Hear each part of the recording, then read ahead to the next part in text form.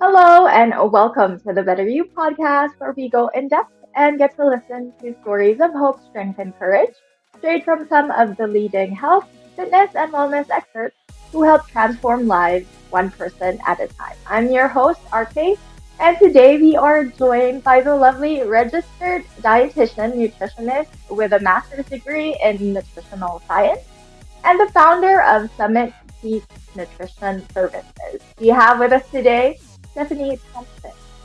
Good day to you. How are you today? Good. How are you? I am doing well, and we do thank you for joining us in the show. Thanks for having me. All right, so before we get to the exciting part where you share with us some of your best tips and advice, of course, we'd like to know more about you and your journey and how it all started out for you. What was it that pushed you or inspired you to say that this is what I really want to do? I want to help other people, and it comes in the form of helping them eat better. So how did it all start for you, Stephanie? Yeah, so I started out, from a young age, I knew I wanted to do something that was helping people. And so I always thought I wanted to be a doctor. And I started out in college pre-med and decided maybe that wasn't for me, but I had taken a nutrition class and just loved it. It had the same prerequisites that the pre-med program had, so it kind of just naturally happened. And then I didn't even know what a dietitian was before I started college. And then I learned about the career of being a registered dietitian. So that's kind of how it unfolded. That's so interesting because I've actually had a few people on the show who said that, I initially wanted to be a doctor, but you kind of like, there's always sort of something that happens in your life where you move to a different path, but it somehow still manages to be something that helps other people out. So, could you tell us, has there been a particular experience that has happened in your life that you seem to be going back to? Like, it's something so relatable to everyone that you maybe it's something that unknowingly you share with a lot of your clients, like, and then you when you come back to it, you always say like, oh, this is actually like a story that I always seem to tell everybody about, and they always seem to just relate to it. So is there something that maybe you could share with us that's like that? You mean kind of how I got into like the area of nutrition? Yeah. Yeah, so when I was first starting as a dietitian, I worked at a hospital, and I noticed a trend with most of the patients that I was seeing that were sick with diseases. Most of those diseases were preventable, like heart disease and diabetes, things like that, where if they had been living a healthier lifestyle with healthier eating, and maybe a lot of them were obese. And so I kind of started putting together that I would like to prevent that. And so that's where I went into the area of weight management. And also, just through my own experiences and friends and seeing just people in the world struggle with trying to figure out how to manage their weight and starting on fad diets and having that cause its own set of problems. I've just kind of gotten into this area of helping people learn to eat healthy and manage their weight in a healthy way. That's absolutely true. Like, a lot of the people that I've gotten to talk with and who also help a lot of other people. Sometimes we just get into, regular experiences where we get to meet people and we're like, gosh, like what is it that I can do to really help them? And you do that exactly. Like you've had 20 plus years experience helping others. And so you did mention that term, like fad diet. Um, to you personally, what is your take when it comes to fad diets? Like, what would you like to share with our audience when it comes to fad diets and how they can maybe deal with that in their own way, like how to help them out, especially with the information that is out there? Um, okay, so first of all, most of the fad diets tend to not be healthy or sustainable. So, but I can understand how people get into them because there's a lot of information out in the world and on the internet. And so if you have no idea, it's easy to get caught up in the promises that these fad diets give. So I would advise to try to avoid that and recommend, if you are struggling with weight, to see a registered dietitian to get you on the right path. That is absolutely true. Like a lot that is kind of like the thing with technology these days, right? You just go to Google and type in whatever you wanna know about, but Yeah. it's not necessarily true, right? So Right. speaking of like I know like in terms of weight management, it's not just people who want to lose weight that you get to work with. I'm sure you also have people who wanna gain muscle or gain weight maybe.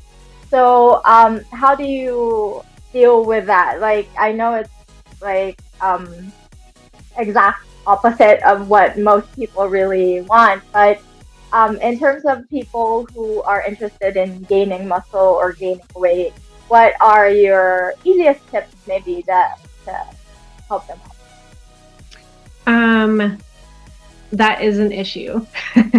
Some people actually want to gain weight. And I think everybody can benefit from gaining muscle or at least maintaining it, which a fad diet, most of the time, they are so low in calories that it causes muscle loss. So that's just another point of the negative part of fad diets. But just in general, it depends on the individual. But most of the time, just getting their calories up and protein too, especially protein. Yeah, like a lot of people these days do, like to me, it is kind of one of the things that kind of makes it a bit more difficult for people really to deal with a particular diet or a way of eating, I think, is how sustainable, like what you did mention a while ago, how sustainable it can be in your daily life. So, in terms of buying produce or food or ingredients for certain meals, what's your take on that? What's the easiest way that people can, like, maybe visit their local market or their grocery store? What's your best tip on what it is that people can easily buy or that's easily accessible for anyone who's anywhere? Well, I think fruits and vegetables tend to be easily accessible, and whole foods, whole fresh foods, and avoiding more of the processed foods. Is that Yeah, kind of like what you're asking? yeah. Because like a lot of people also like these days we get to see like meal preps online, like people preparing their meals, right? And Uh-huh. sometimes there are also people who just don't have like it's not just the difficulty of finding ingredients that they can use. It's also the idea that not a lot of people do know how to cook. So, what's your take on that? Have you ever had like a client who came in and you recommended to them like, oh, this is what you do, and then they tell you, but I don't know how to cook. So, what's your take on that? How do you help people who have that kind of disadvantage? Yeah, I do get that occasionally. Yeah. And we just talk about kind of what you want to include in the meals to make it a good, balanced, complete meal. And then we go over options about, what they might choose for a protein, or their fruits and vegetables or whole grain. And we kind of talk about how to put it together. And then I can send them recipes with instructions on how to do it. Okay. All right. Because like a lot of people do have that, they tend to see a lot of things online and then they tell themselves, oh, that's pretty doable. And then when they go in their kitchen, they're like, oh gosh, like I don't think I can do this well.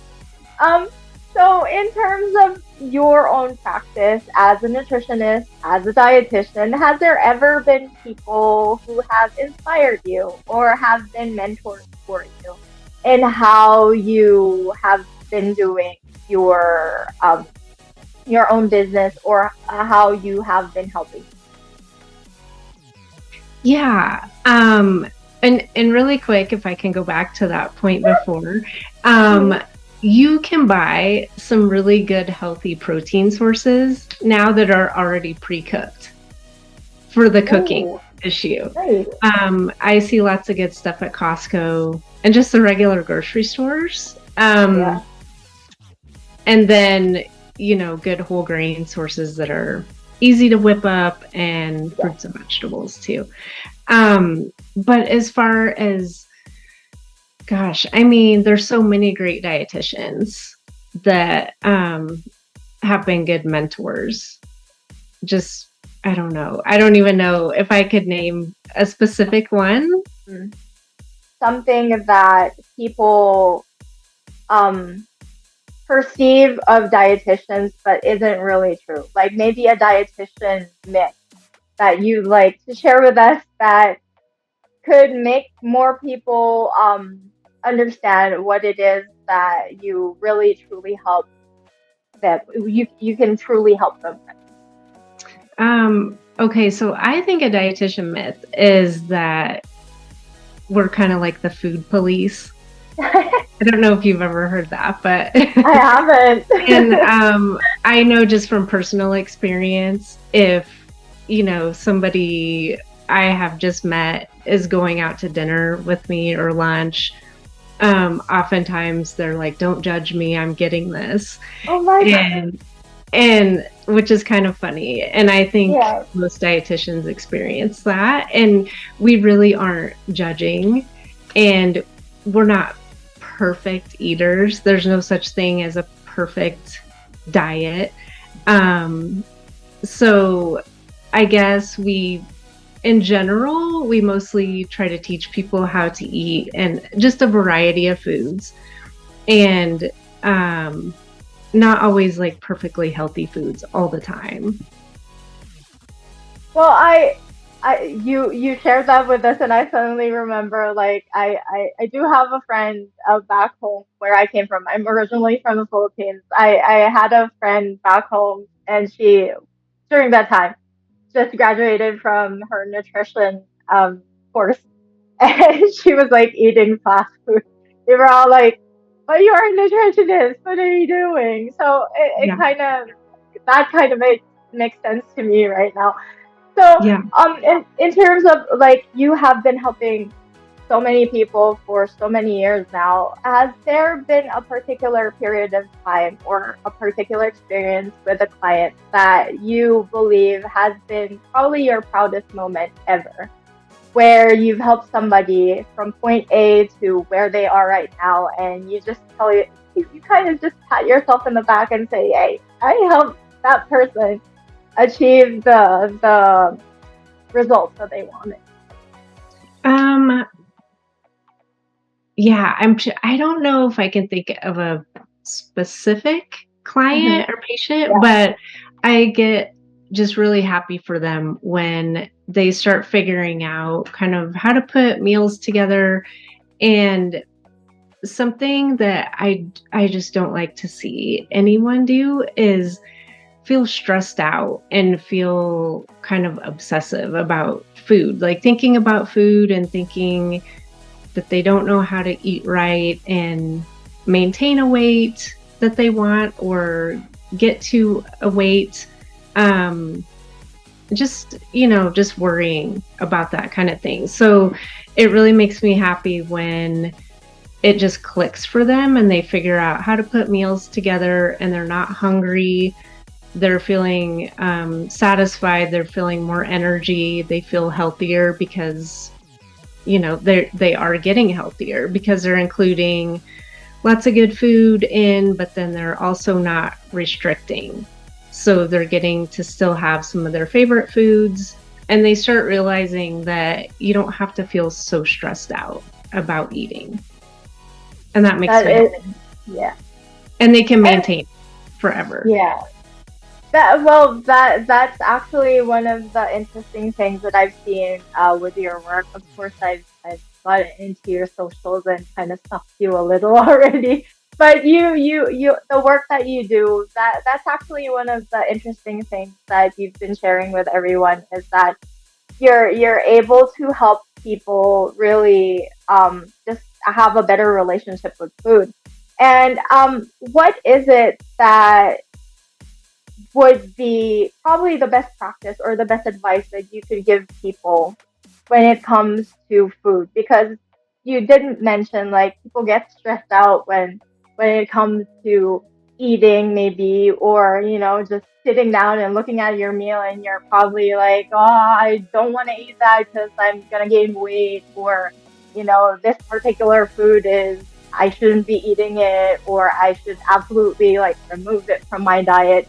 What is it that could be a best practice for anyone who wants to, maybe start from scratch and really learn more about how they should be eating? If you're really, really lost and confused, to talk to a professional, like a registered dietitian, just to get some more education on it and make sure that you're getting accurate information.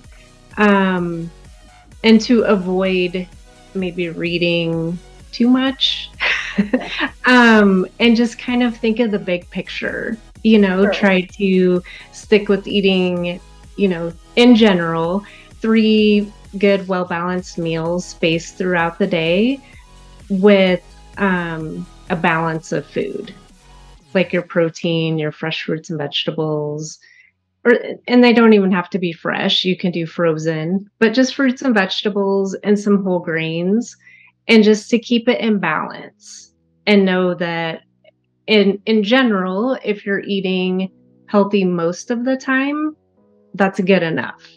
We have mentioned the term fad diet, but lately it's been kind of eliminating things like don't eat carbs or don't eat meat. And what's your take on that, though? How should people be dealing with that sort of thing? It becomes a constant debate. So what's your take on that as a dietitian? So I think it gets into a slippery slope anytime you're eliminating an entire food group, which is a red flag of a fad type diet, because in general, it's really hard to maintain. And when you do that, you're also cutting out a lot of nutrients. And some people have to cut out certain foods if they have allergies or really bad intolerances. But the more that you cut out, also with gut health involved, the more you start cutting out, then that kind of throws your gut microbiome off. So it's important to have a good variety of foods.